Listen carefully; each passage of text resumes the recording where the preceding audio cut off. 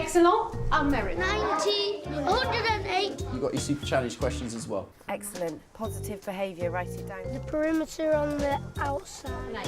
Thank you.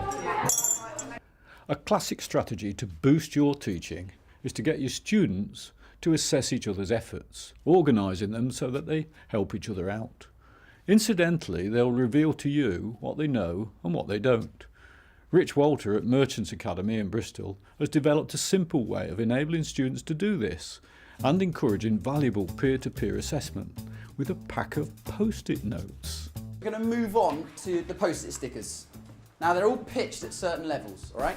You've got your standard questions, your challenge questions, and then if you're really, really good, you've got your super challenge questions as well. The post-it strategy works essentially by putting up a set of differentiated questions. So there's 3 levels there: standard, challenge, super challenge.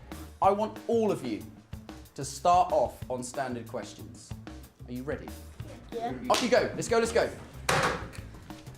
They'll choose a question, they'll take it away, they'll work it out in their books, all their working, and then they just write the answer on the back of the post-it. The important bit is they then sign their name.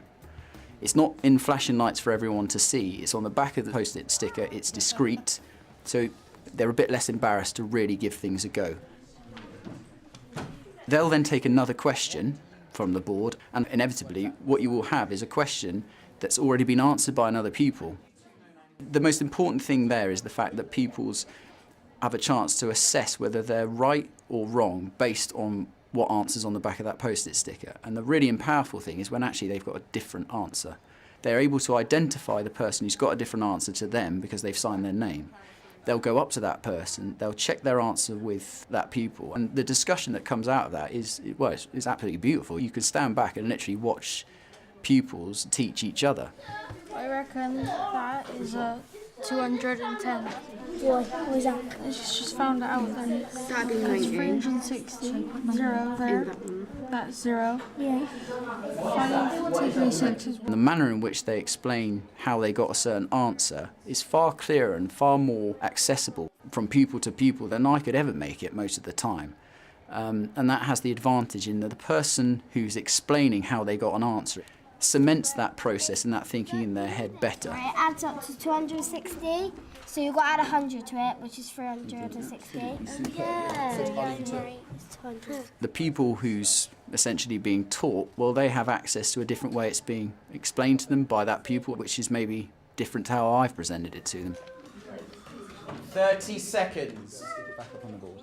In my experience, pupils will get to the point where they work it out for themselves. And actually, that's the difficult thing, is if you see something on the back of a post-it note sticker which you know is wrong, but it's been checked by 5 people and they've ticked it, if you step in at that point, you're potentially disrupting a real spark for a really good conversation to ensue between those 5 people who've checked it and the 1 person that disagrees.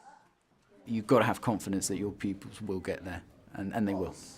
I want to show the progression of your learning today. Do you see Katie has started off on standard questions?